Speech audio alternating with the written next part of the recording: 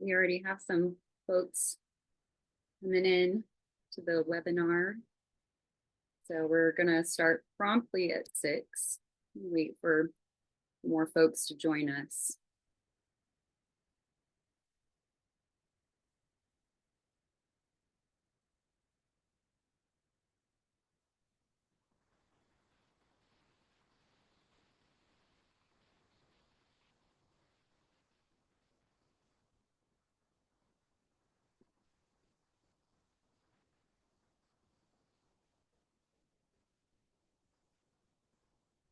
Okay.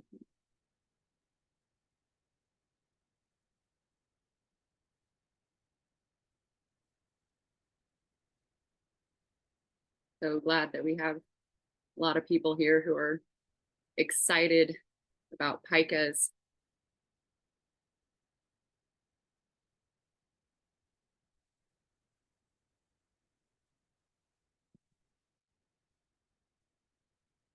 Please excuse my cats who are gonna come in and out of the screen. Most likely, I cannot lock them up, so.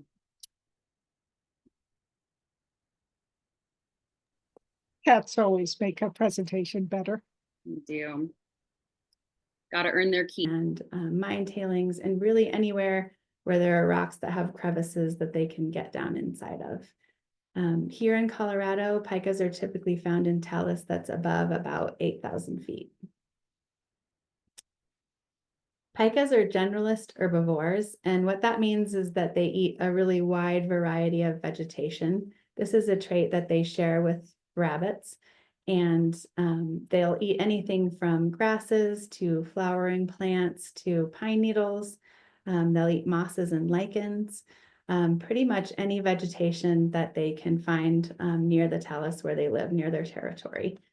In the picture on the left, the juvenile pika is collecting a flower from a toxic plant called alpine avens. And in the picture on the right, the pika is getting ready to sample a delicious thistle. So you can see that pika are not picky eaters. You will often see pikas running across the talus with large mouthfuls of flowers or other vegetation in the summer. This is a photo of what American pika habitat looks like in winter. They live in an incredibly harsh environment. Temperatures are often below freezing. There can be 50 to 100 mile-per-hour winds in exposed areas. Their habitat is covered in snow for 9 months, and there's little or no green vegetation. So how do pikas survive in this harsh environment? Unlike a lot of other animals, pikas do not migrate to lower elevations, and they do not hibernate in the winter. Instead, they have several adaptations that help them survive freezing temperatures. So they have a high metabolism, which means that their body burns a lot of food to generate a lot of energy and heat to keep them warm. They also have a very thick insulating coat, which helps them retain heat very well relative to other small mammals. And as a consequence, they have an elevated resting body temperature. A human's resting body temperature is around 98.6 degrees Fahrenheit. In contrast, a pika's resting body temperature is around 104 degrees Fahrenheit.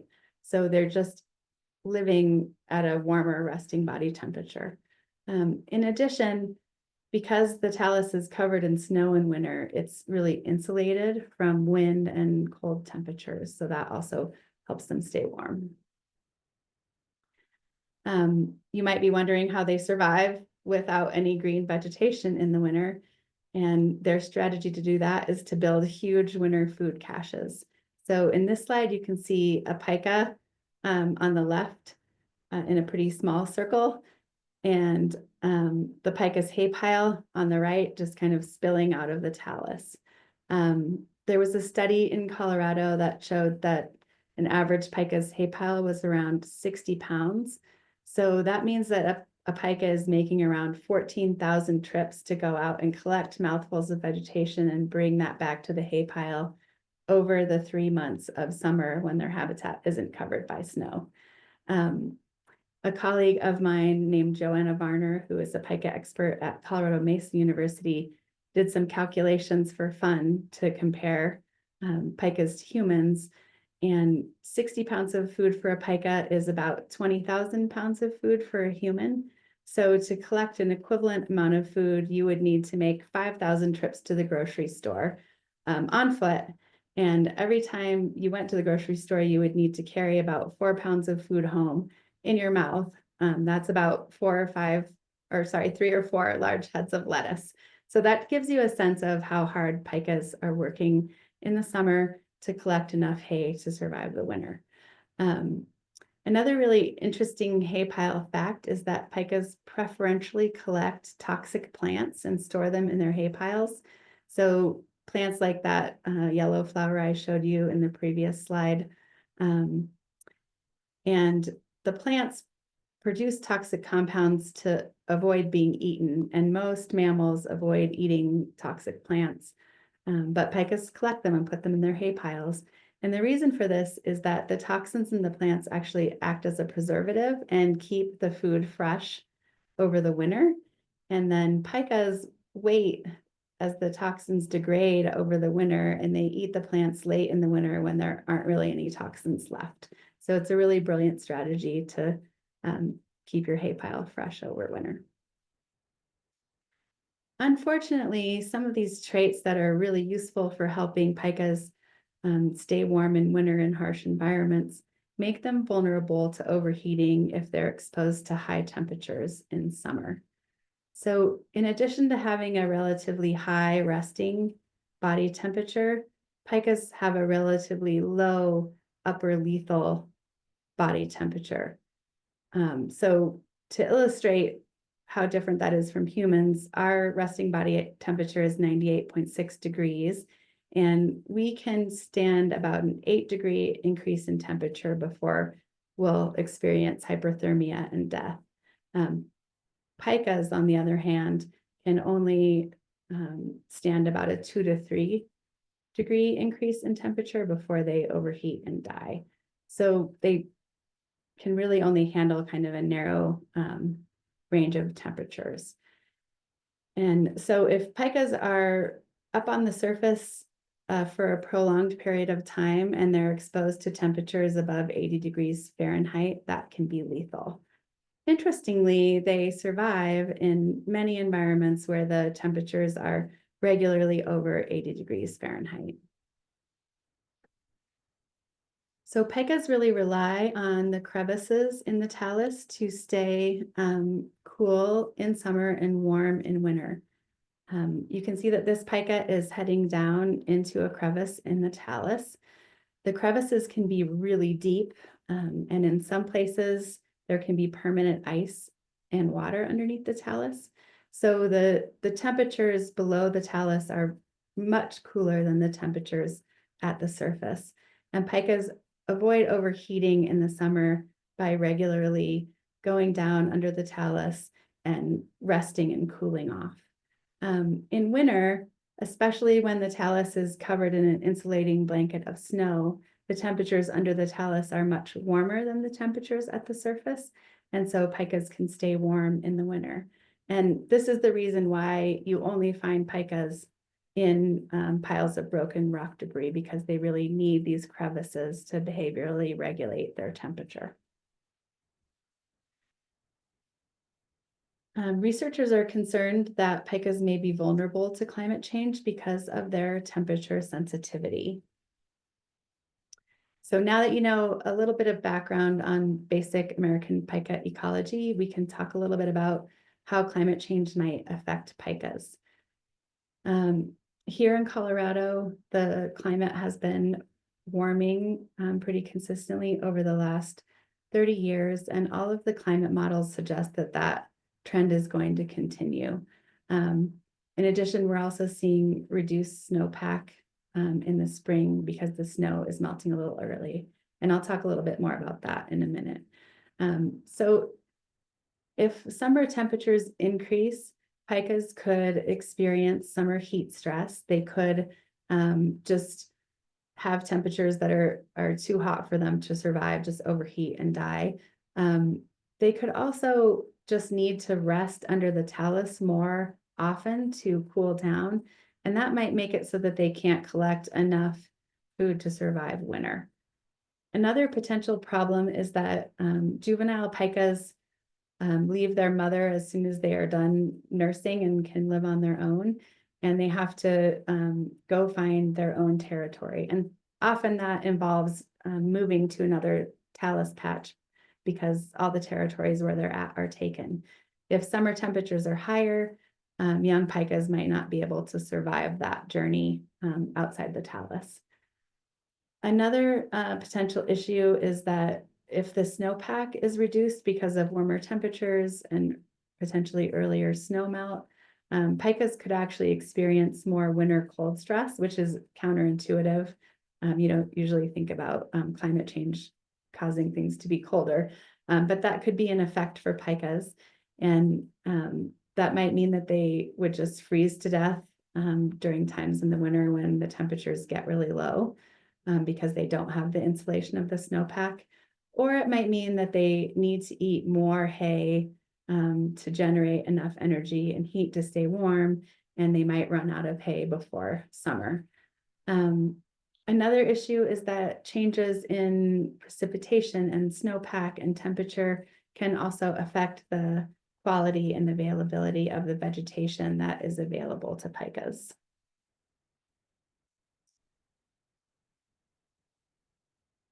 So researchers are concerned that pikas may be sensitive to climate change in parts of their range.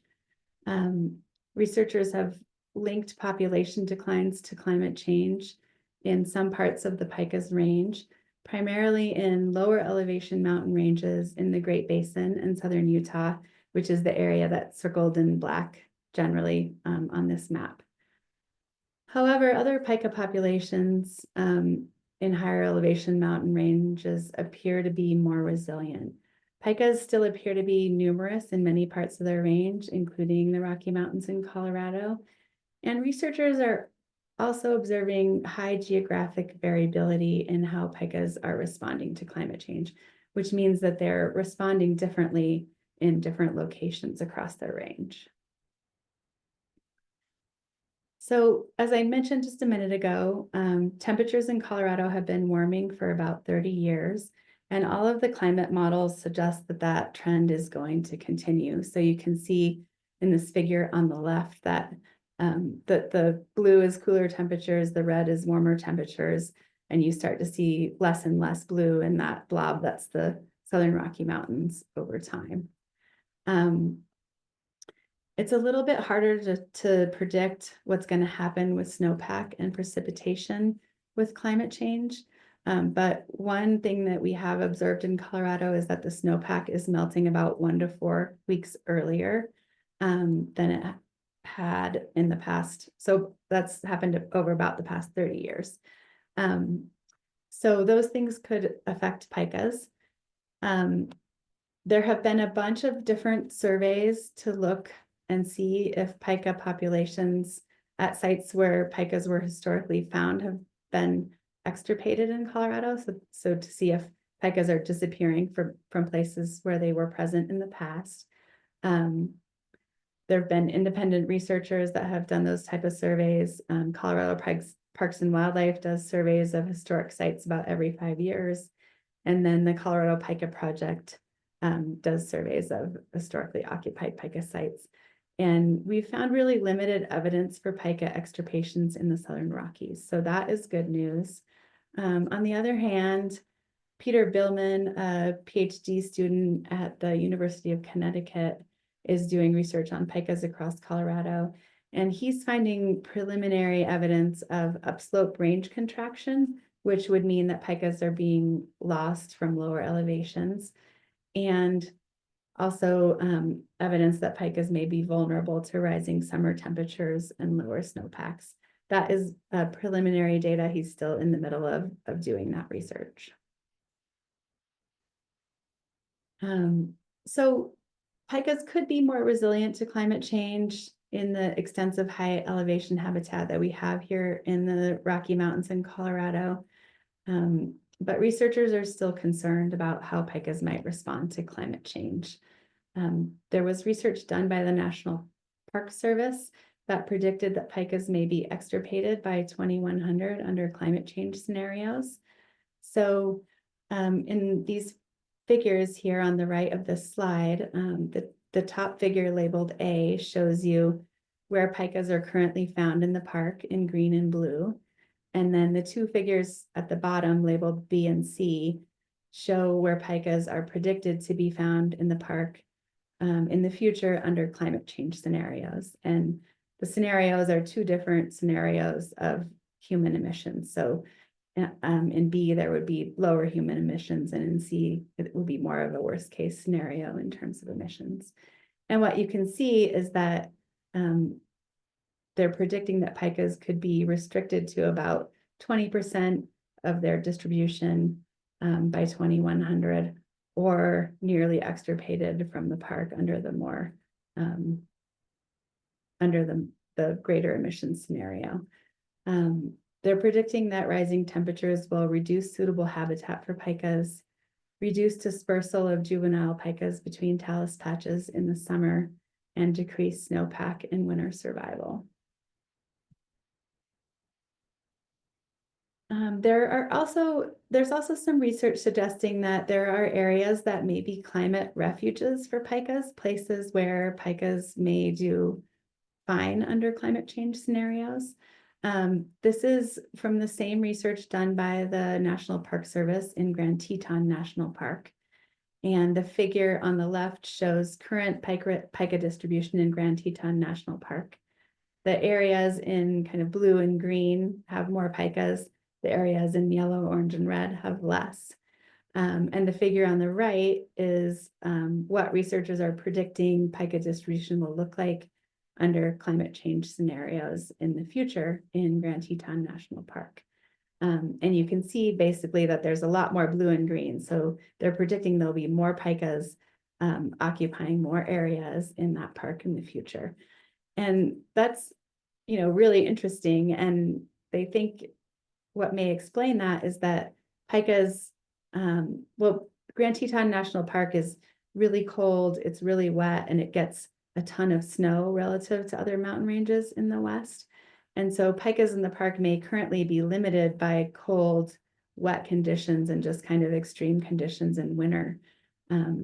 So as the climate warms that park up, the park will get warmer and it will stay wet, and a warm, wet park may benefit pikas. They may be able to survive winter better. They may be able to colonize locations that they can't survive in now and expand in the park. So that is just to illustrate that some regions could be climate refuges for pikas. And that could be true at a local scale in places like the Southern Rockies and elsewhere.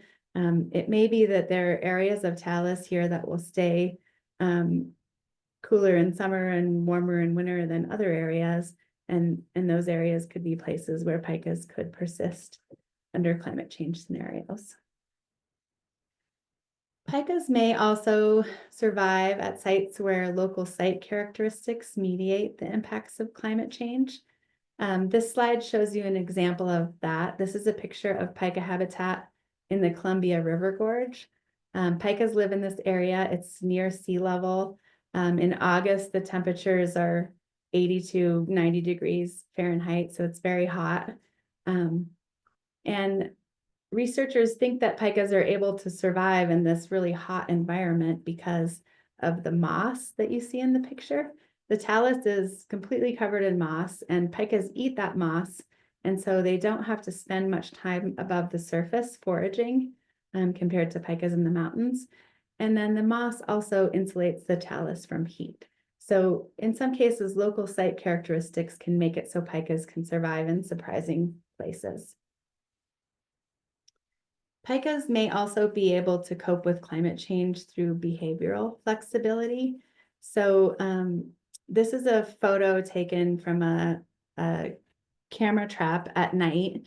And you can see, it's hard to see, but there's a pika in the yellow circle on the right.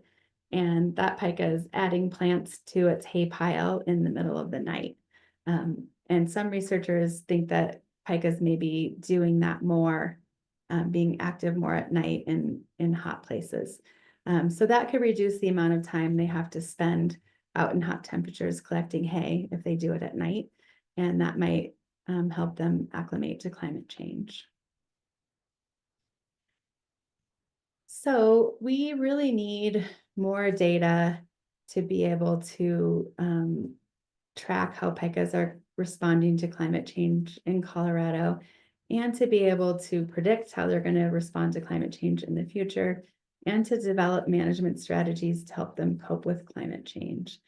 And researchers and managers just don't have the funding and the time to collect the data that's needed. And so that's where community science comes in, and that's where you can help us out. Colorado PikaProject volunteers conduct occupancy surveys at high elevation sites. They go to the sites and they determine whether or not pikas are present at the site by looking for pikas, scat, and hay piles. And then they also collect data on the habitat features at the site. So things like, what's the vegetation like? How deep is the talus? Is there ice under the talus? All of those kinds of things. What's the subsurface temperature under the talus? And then they collect pika scat, which we can extract genetics from to answer research questions. So we would love to have you join our crew of volunteers and help collect the data that we need to figure out how to conserve pikas in the Southern Rockies. Colorado PikaProject currently studies and monitors pikas at 200 long-term monitoring sites in 3 study areas in the Rocky Mountain National Park, the Front Range, and the White River National Forest.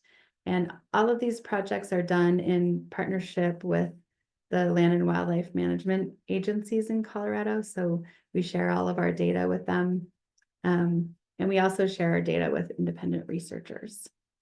Our pika volunteers typically select one of these sites and then go out and survey it once during the summer. And then some volunteers, you have the option of surveying more sites if you want to, and some volunteers choose to do that. We're using the data that our volunteers have collected since the project started in 2010 right now to answer several research questions. So in Rocky Mountain National Park, we're comparing data from surveys that we've done in the past several years with surveys done by the National Park Service 15 years ago in 2010. And we're looking at whether pika occupancy, population size, and dispersal has decreased since 2010. So we're trying to see, have populations declined, have pikas been lost from areas of the park, and are the juvenile pikas still able to disperse between sites? In addition, our partners at the University of Colorado, Irie Peralta and Chris Ray, are testing and improving that model of projected vulnerability to climate change for pikas in Rocky Mountain National Park that I just showed you on that previous slide. And so they're using our data to really try to test and improve that model so we can make better predictions about how pikas are going to respond to climate change, what areas might be refuges for pikas under climate change scenarios, and things like that. They're also using data from subsurface temperature sensors that our volunteers place under the talus and leave for the year to improve predictions of subtalus temperature, because the temperature that pikas experience under the talus is really different from the temperature at the surface, and that can make it really hard to predict how they're going to respond to climate change. In the White River National Forest and the Front Range, we're analyzing baseline data on pika occupancy, and that is so that we have a baseline so that we can answer similar types of research questions in those areas in the future. You can help us by getting involved. We would really love to have you. You can join us to do surveys in pika habitat. To learn more and join us, you can go to pikapartners.org. And on that website, you can join our email list. We'll email out dates for our volunteer training sessions, which volunteers are required to attend before they do surveys. And we typically have several of those starting in June and going into early August. And then you can sign up for a training session on our website once we've announced the dates. And then you can go out and survey a Colorado PikaProject site and collect data for us. So please consider joining us for that. There's also an easier way to contribute that is sometimes more ideal for folks that don't have time to attend a training, or for folks who are located in other parts of the state and where it's not convenient to do surveys at our sites. We created an app called Pika Patrol, which allows you to record observations of American pika wherever you find them across the Western US and into Canada. Even if you've never seen a pika before, Pika Patrol has resources in the app that will teach you to find and identify them. And it's a joint initiative by Rocky Mountain Wild, Dr. Joanna Varner, Denver Zoo Conservation Alliance, and T-Cubed Studios. And you can get that app at pikapartners.org/Pika Patrol. And now I'm going to stop sharing my screen and hand it off to Alison so that Alison can play a video about the Pika Patrol app.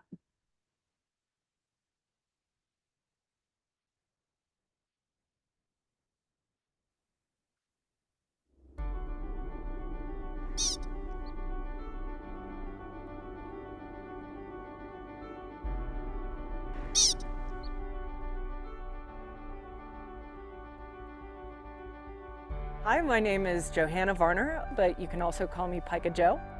My name is Megan Mueller. I'm a conservation biologist with a nonprofit in Colorado called Rocky Mountain Wild, which works to protect wildlife and wildlands. We have developed a new app. It's called Pika Patrol. I can guarantee you it's one of the cutest apps in the App Store. It's free to download. If you have a mobile device, you can be a pika scientist. Pikas are small mammals. They're closely related to rabbits, and they're about the size and shape of a russet potato. And they live in beautiful mountain places like this one. Typically, you'll find pikas in rock slides and boulder fields that we call talus. The ideal rock size is somewhere between a basketball and a microwave. That gives these animals enough protection from predators and from the elements to be safe and comfortable. It makes it very easy for you to share your pika sightings with us. All you have to do is open up the app. Whenever you see a pika, the app will automatically grab your GPS coordinates and your altitude, as well as some information about the date and time of your sighting. Fill out an easy form to tell us about how many pikas you saw and what they were doing and other species that you may have seen, and then you can click submit. You can spot pikas running across the talus by looking for movement. They're different from any other small mammals that you'll see up here because they don't have tails. You can also hear their calls, which sound like a rubber ducky in a bathtub being squeaked, so like a squeaky toy.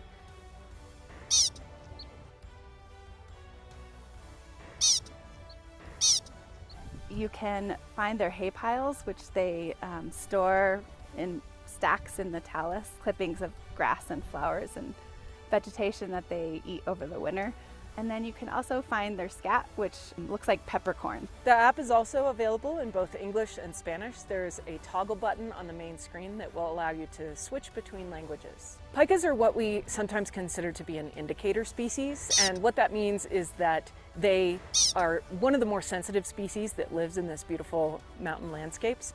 So if we are starting to see early warning declines of pika in this habitat, it could be an indicator that other species and the ecosystem at large may also be in need of different kinds of protection. So by monitoring the pika populations across their range, it helps us to understand what kinds of threats this species is facing in different kinds of habitats. In order to protect species like pikas, the first piece of information that we need to know is where they are and their status, how they're doing. Are they populations stable? Are they declining? And that's where your data can really come in handy. We know that pikas are responding to climate change differently across their range, but we pika scientists can only be at so many places all the time. And so we're hoping that you Pika enthusiasts will help us to understand how pikas are doing across their range.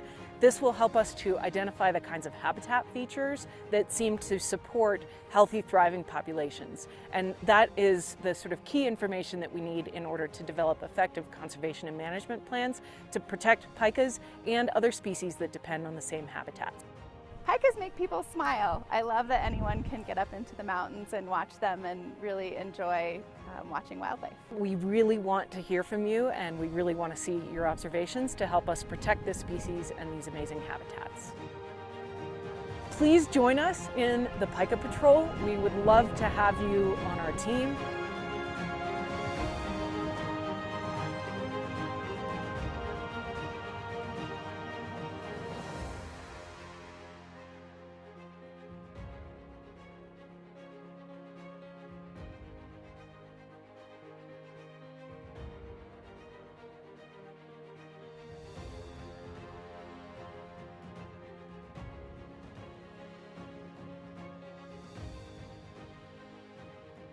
I find, as a pro tip, that you can imitate a pika call better if you plug your nose while you do it.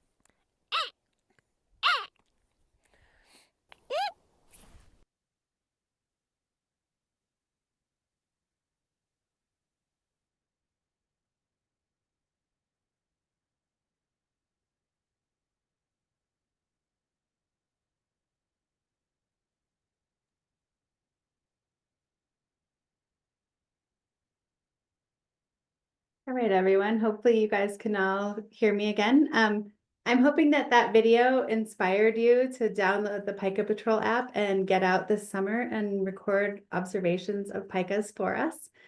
If you need help with figuring out where to go to find pikas, Alison at Rocky Mountain Wild created a really great interactive map of trails where you can find pikas across Colorado.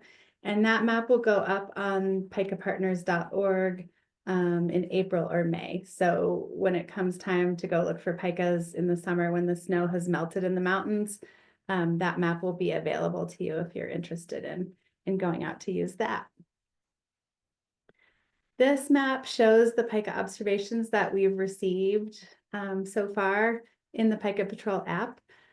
People are collecting data across the pikas range and providing really essential basic information that we need to conserve pikas. So it's exciting, and we hope that you'll join us.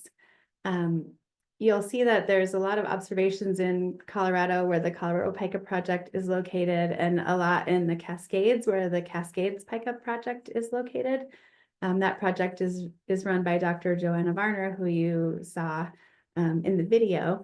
And so we'd love to get some more observations from other parts of the species range. So if you're going on trips, take the app with you. And if you know people who live in other parts of the pikas range, let them know about the app. We'd really appreciate it. As I mentioned at the beginning, the Colorado Pika Project also works to activate our communities to take action to address climate change. The best thing that we can do for pikas is to slow down the rate of climate change by reducing carbon emissions. And you can help with that by reducing your carbon footprint. And there's lots of resources online to help you figure out how to do that. In addition, you can help by donating to the Colorado Carbon Offset Partnership. The partnership is a partnership between the Southern Plains Land Trust in Southern Colorado and Rocky Mountain Wild. And 80% of your donation will go to conserve carbon sequestering grasslands in Southern Colorado. Southern Plains Land Trust buys and conserves areas of grassland that sequester a lot of carbon, and they're areas that are at risk of being plowed or developed, which would cause that carbon to be released into the environment. They're registered with the Climate Action Reserve, which is an independent third-party carbon credit certification organization that's very well respected and holds projects that are registered there to really rigorous standards so that you know that your carbon offset is really making a difference. 20% of your donation goes to Rocky Mountain Wild to fund solutions to help pikas cope with climate change. We have a lot of ideas about potential ways that we could help pikas cope with climate change, including assisted migration. So helping pikas move between talus patches if connectivity breaks down because of climate change. Protecting habitat for pikas, especially habitat that is a refuge for climate change. And then addressing other threats to pikas, things like rabbit hemorrhagic disease virus, which is a new disease that affects rabbits and is spreading across the West. We don't know enough yet to know whether any of these ideas would make a difference for pikas. And so we can't take action yet, but we're setting aside money now so that we can implement strategies once we have a good idea of what to do to make a difference for pikas. In addition to storing carbon, the Southern Plains Land Trust manages their reserves as a permanent refuge for prairie wildlife. They currently manage about 60,000 acres as a refuge for prairie wildlife. They've reintroduced bison. They've reintroduced endangered black-footed ferrets. Beavers are coming back on their own, and elk are coming back on their own. So it's just a really incredible refuge for wildlife that your contribution will also help protect. And they use all of the donations to buy new prairie to add to their reserves. Our goal with the Colorado Carbon Offset Partnership is to offset 1,000 metric tons of carbon to permanently protect 60 acres of prairie for prairie wildlife and to set aside $6,000 to help pikas cope with climate change. And we've raised about $20,000, so we're really close to our goal. And you can donate at pikapartners.org/carbon. I want to note that our work is only possible because of our incredible volunteers, our science advisors, and our partners. And I'm going to wrap up now so that we can take your questions, so that we have some time for that. I want to thank you all again for coming. I hope that I will see you at a Pika volunteer training or see your observations in the Pika Patrol app. Again, if you want to learn more about the project, you can find more information at pikapartners.org. And you can reach me and all of the PikaProject team by emailing staff@pikapartners.org. I also want to thank Wild Connections for hosting this presentation and also for the really impressive conservation work that they do.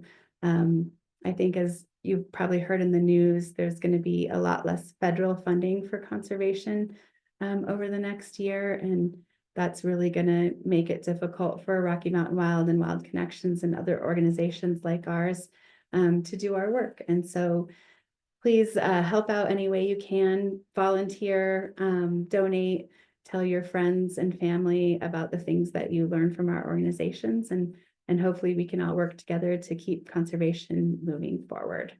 And I'll go ahead and take folks' questions now.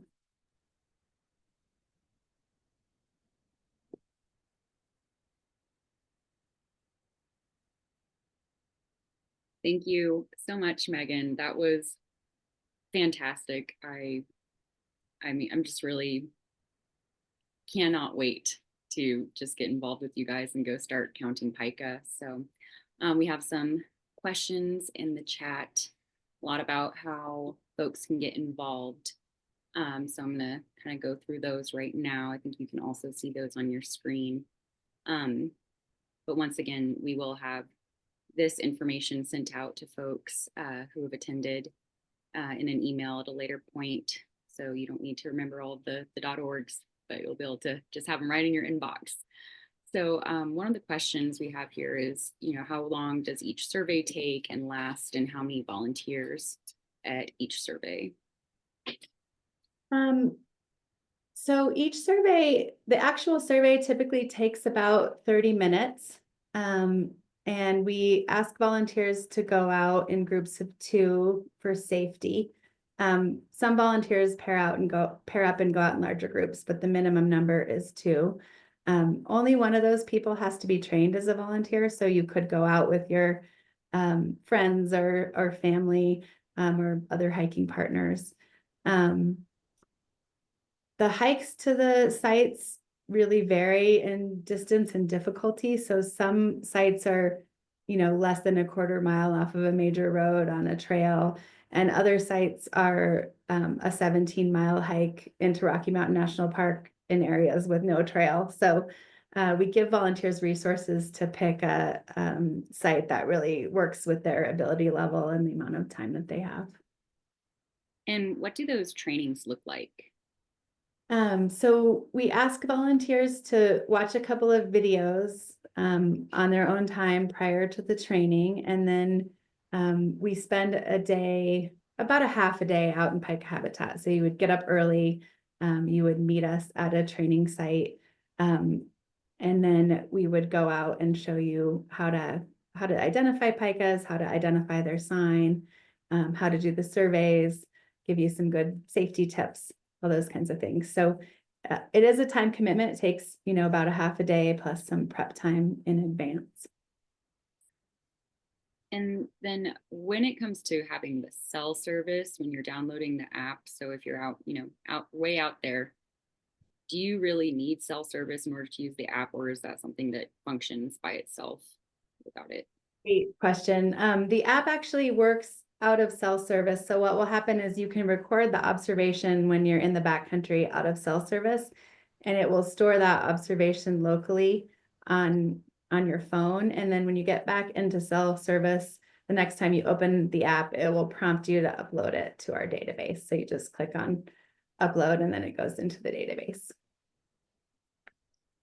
Another one, you touched on it a little bit, but someone asked, can you record things on the app, like scat and hay pile locations if you don't actually see the pika itself, or like hearing calls only? So is that information, is that just as important as you actually visually seeing the pika? Yeah, that's a great question too. We definitely are interested in all of those different types of pika sign. So you can tell that pikas are present in the habitat if you see them there, if you hear their calls, if you see a fresh hay pile, or if you see fresh pika scat. So we ask people to record all of those things, and it's possible to record them on the app. And you can record them even if you don't, you can record the observation even if you don't get a picture or record a call. The app will let you do that. But sometimes it's hard to catch a pika call, and you can still enter the observation and say that you heard a pika. We also are interested in people recording observations of old hay piles and old pika scat. We're especially interested in old pika scat because pika scat can persist in the environment for 100 years or more. And so we can actually tell that pikas were present at a location in the past because there's old scat there and no current pika sign. So we're interested in all those things.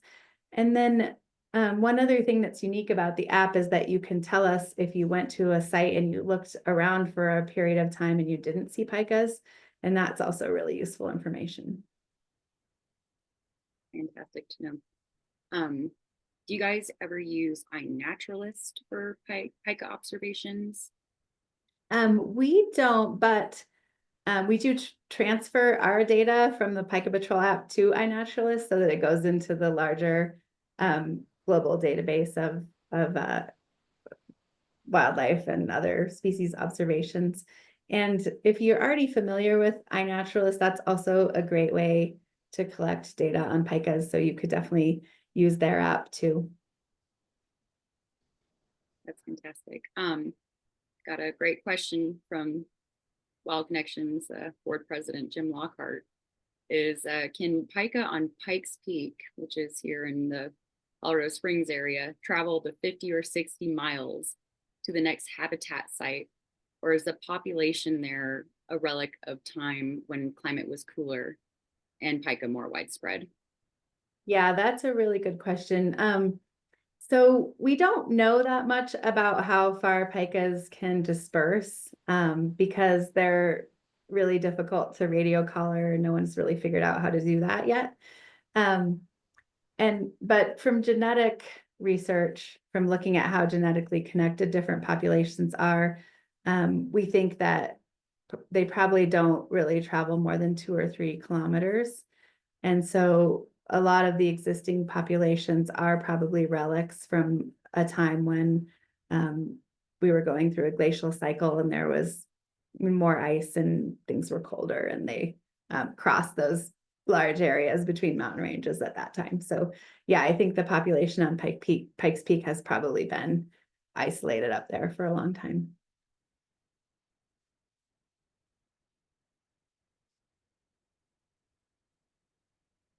Oh, you're muted, India. Thank you. From Shannon. Thank you, Shannon. Says thank you for your great work, Megan, which it is amazing what you guys are doing, truly. Question about what plant or animal species rely on pika and how they may be impacted as pika populations decline. Yeah, that's a good question too. So there are a lot of species that prey on pikas. I think the species that preys on them the most is the weasels. So pine marten, long-tailed weasel, and short-tailed weasel all prey on pikas. So they could be impacted if they lose pikas as a food source. There are a bunch of other species, things like foxes and raptors, that prey on pika more occasionally, but it's hard to tell if they would be affected because pikas are good at getting below the talus and avoiding getting eaten by those bigger animals. Weasels can kind of get down in the talus and are more successful hunters. On the question about plants, I don't think we have a good sense for that, but it does seem like pikas are putting their hay piles in their territories in the same place for their whole lifetimes. And then when a pika passes away, their territory, if it's a good territory, is usually colonized by another pika who's adding hay to that same location. So they're bringing a lot of vegetation, organic matter, nutrients, seeds, things like that into the talus. And eventually that kind of builds soil and more plants grow there. So there could be effects from that. And then, they're probably also influencing the vegetation outside of the talus in meadows near their territories, but there hasn't been a lot of research on that, so it's hard to say. And how long are pikas' lifespans, and typically how large are their litters? They can live, there's been a pika in captivity that lived, I think, about 10 years. In the wild, it's usually less than that.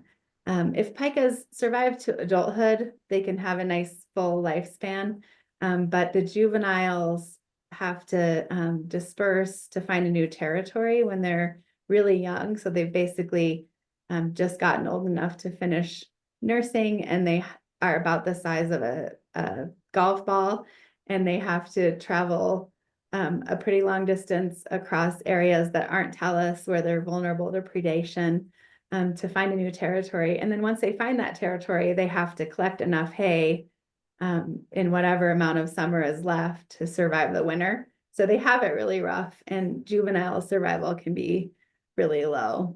So the average is a lot less than 10 years.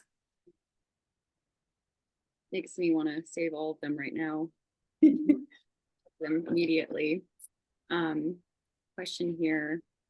Maybe I missed it, but there didn't seem to be many sites in the Indian Peaks Wilderness and or the James Peak Wilderness. Is it possible to add new sites? We would love to add new sites in our existing study areas and across Colorado. Right now, we're kind of limited in our capacity as a staff to do that because we have to go out to those sites and make sure they're safe for community science and make sure they're in suitable habitat, and that takes some time. So it's possible, but we're not anticipating doing that anytime in the next couple of years. And can you share one more time the typical number of offsprings per year? Sorry, I missed that last time. Okay. So pikas can have up to 3 litters, and there can be like 1 to 3 pikas per litter. in the spring, so they can have a decent number of offspring. They're in the rabbit family, so they're, you know, are able to produce a decent number. And if someone wants to, if they didn't open the app in the moment while they're, you know, out observing, is it possible to go later, share that information? Because I know it does say that it does calculate your location and your elevation. Yeah, so you can share that information. The app does sort of automatically collect your GPS coordinates, but you can go in there and edit that, or you can put a note in the note section of the app that tells us where you took the observation and notes that you entered it at home. So you can do that. We have a few minutes for a couple of them. More questions here. So when someone's going out to study areas by other pike patrollers, does it really matter how many folks are actually out there doing the patrolling? Like, is there too much overcrowding, or is it limited kind of space for those? No, we really like to have at least 2 surveys of each of our 200 sites every year. So that gives people 400 sites to choose from, which is a lot. And if we can get more surveys, that's helpful. Pikas are not really sensitive to human disturbance. And so at the trainings, we'll teach you some ways to make sure that you're not disturbing them while you do the surveys. But yeah, we're not concerned about too many people going out. It's more frequent that we have sites that just don't get surveyed because somebody had something come up or had an injury and wasn't able to make it. So it's great to have more than one person or more than one group. And then what is a baby pika called?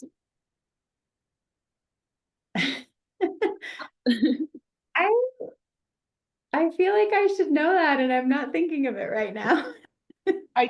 I looked that up, and one name is a pikelet. They're also called a kit. And some people call them Pikachu. And that is officially an electric mouse, not a pika. But we did have someone contacted Rocky Mountain Wild and said that they told their child that Pikachu was a pika, and they wanted to make sure that their child never found out anything different. That's fantastic. Good way to learn about pikas, though. All right. Well, Megan, Allison, if there's anything else you want to add, maybe one more time, Megan, how folks can go learn how to volunteer and sign up and get that app. Yeah, so to do all of those things, go to PikaPartners.org. And if you have a question that I didn't answer well during this presentation or that you think of later, feel free to email us at staff@PikaPartners.org. Those emails get automatically forwarded to me, the co-director of the Pika project, and the rest of the staff at the Denver Zoo that helps out with the project. And that helps us make sure we answer your question, because we're biologists and we spend a lot of time in the field. So that's why it's a kind of a generic email address, but I will see your question. And hopefully my screen is sharing, and I have, you know, the websites on there so folks can go check those out, as well as the email. But just thank you so much, Megan, and really appreciate it, and very excited for Wild Connections to come help out with this effort and protecting our precious pikas that we love so dearly and probably love even more now. So, but thank you everyone for joining us today. Allison for helping us put the event together, and everyone attending will receive a follow-up and with that video once it's available of this recording. So a little more about with Wild Connections. As I mentioned earlier, we are celebrating our 30th anniversary, and this is just one of the events that is going to be on our anniversary calendar. We have a lot of wilderness guided hikes, opportunities to do hands-on restoration work, community events. Our upcoming wilderness hike is on February 23rd, and we will also be doing some pika monitoring outings during the summer. And then when the warmer is weather, we will be having 2 restoration projects. And we do need volunteers to come help and support those and get out in the dirt. To learn more, you can always go sign up for our newsletter, as well as follow us on social media, wildconnections.org. And of course, this work is not possible without the support of our members and the people who love our Colorado wilderness and wildlife. So if you are able to, please make a donation, and that directly does support the future of these wildlands that we love so much. Thank you again to Rocky Mountain Wild and PikaProject, Megan, Alison. This was fantastic. And of course, just go follow the websites if you guys want to learn more about getting involved. Thank you. Everyone has a really wonderful evening. Thank you all. Thanks, everyone.